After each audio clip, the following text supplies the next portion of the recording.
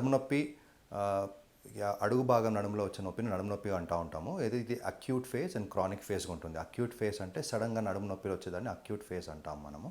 ఈ అక్యూట్ లో బ్యాక్ ఏక్ అన్నది నొప్పి 2 వారాల లోపు ఉంటే కనుక దీన్ని అక్యూట్ లో బ్యాక్ ఏక్ అంటాము. ఒకవేళ 2 వారాలు దాటిన తర్వాత నడుము నొప్పి అలానే పర్సిస్ట్ అవుతూ ఉంటే దాన్ని క్రానిక్ లో బ్యాక్ ఏక్ కింద మనం సంబోధిస్తూ ఉంటాము. అంటే వీటికి అనేక కారణాలు ఉంటాయి రావడానికి. అయితే ఫస్ట్ మనం ఈ కారణాలు తెలుసుకునే ముందు అసలు నడుము కింది భాగంలో ఏ స్ట్రక్చర్స్ తోటి మనకు అనుసంధానం అవుతుందో మనం తెలుసుకుందాం. సో ఫస్ట్ చర్మం ఉంటుంది. చర్మం కింద కండరాలు ఉంటాయి. కండరాల కింద వెన్నుకు సంబంధించిన ఎముకలు ఉంటాయి. ఇది మెడ భాగం నుండి కింది భాగం దాకా ఒకదాని కింద ఒకటి ఎముకలు పేర్చుకొని ఉంటాయి. ఈ ప్రతి ఎముకకు మళ్ళీ జాయింట్స్ ఉంటాయి. అండ్ ఈ ఎముకల చుట్టూరు పట్టీలు ఉంటాయి. What we call it as ligaments. ఎముకల లోపటి భాగంలో ఉంటుంది, ఎముక బయట భాగంలో ఉంటుంది.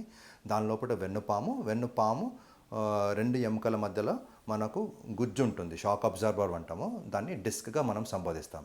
ఈ స్ట్రక్చర్స్లో ఒక్కొక్క స్ట్రక్చర్లో వచ్చే వ్యత్యాసాల్లో ఏమైనా ఇబ్బందులు కలిగితే అప్పుడు మనకు నడుము నొప్పిగా వస్తుంది. ఇవే కాకుండా వేరే ఇతర కారణాల వల్ల కూడా మనకు నడుము నొప్పులు రావచ్చు. అంటే which is not related to spine. ఎలా అంటే ఒకవేళ కిడ్నీ నొప్పి అంటే కిడ్నీలో రౌతులో రాళ్ళు ఉన్నా కానీ, లేదా గాల్ బ్లాడర్ అంటాం మనము, గ్రంథి మన పొట్టలో ఉంటుంది. వాటిలో కనుక ఇబ్బందులు ఉన్నా కూడా మనకు నడుము నొప్పిలాగా కూడా మనకు ఇబ్బందులు బయటకు వస్తూ ఉంటాయి. సో బట్ మోస్ట్ కామన్గా ఈ నడుము నొప్పి వచ్చేది కండరాల ఒత్తిడి అంటే మజిల్స్ రిలేటెడ్ ఇష్యూస్ వల్ల మనకి నడుము నొప్పి అన్నది వస్తూ ఉంటుంది. ఈ కారణాలు యూజువల్లీ 60 to 70% ఉంటుంది.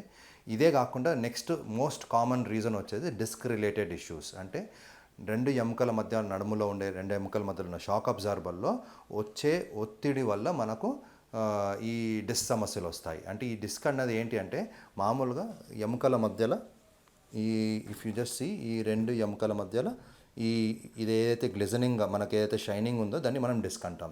ఎప్పుడైతే అది వెనుక భాగం వచ్చి వెన్నుపామును నెట్టేయడం కానీ వైదొలుగ నరాలపైన ఒత్తిడి గురి చేసినప్పుడు మనకు ఈ డిస్క్ రిలేటెడ్ ఇష్యూస్ వస్తాయి. What we call it as disc prolapse, disc problems అంటాం కానీ వీటిగా మనం సంబోధిస్తూ ఉంటాం.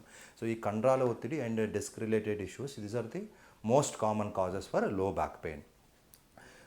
ఇవే కాకుండా మనం రిస్క్ ఫ్యాక్టర్స్ గురించి తెలుసుకుందాము. ఈ రిస్క్ ఫ్యాక్టర్స్ ఏజ్ వల్ల కానీ లేదా మన బాడీ వెయిట్ స్ట్రక్చర్ వల్ల కానీ వేరే ఇతర కారణాలు ఉంటాయి.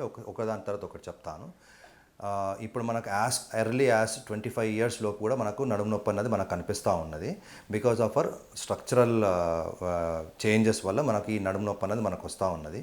సెకండ్, ఓవర్ వెయిట్ ఉన్నా కానీ లావుతనం ఉన్నప్పుడు మనకు నడుము పైన ఒత్తిడి సూచనలు పెరుగుతాయి. తద్వారా మనకు నడుము నొప్పి అన్నది వస్తూ ఉంటుంది.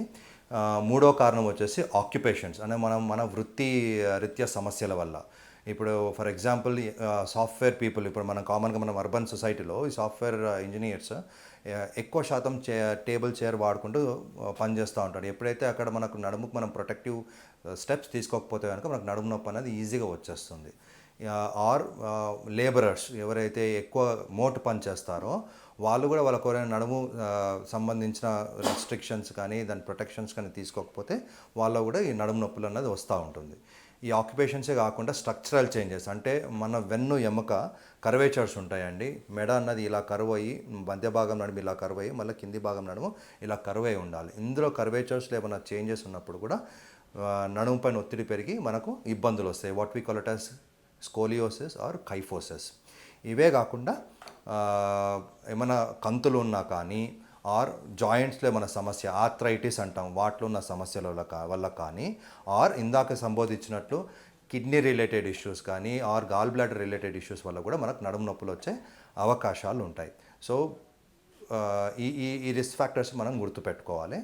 ఇదే కాకుండా స్ట్రెస్ అండ్ టెన్షన్స్ వీటి వల్ల ఏమవుతుందంటే మన బాడీలో కొన్ని హార్మోన్స్ రిలీజ్ అయ్యి దానివల్ల కండరాలపైన ఒత్తిడి పెరుగు కూడా మనకు సమస్యలు వస్తాయి. So mental health is also most important thing మనం ఎప్పుడైతే మనం ఈ నడుము నొప్పి గురించి మనం రిస్క్ ఫ్యాక్టర్స్కి మనం సంబోధిస్తున్నప్పుడు.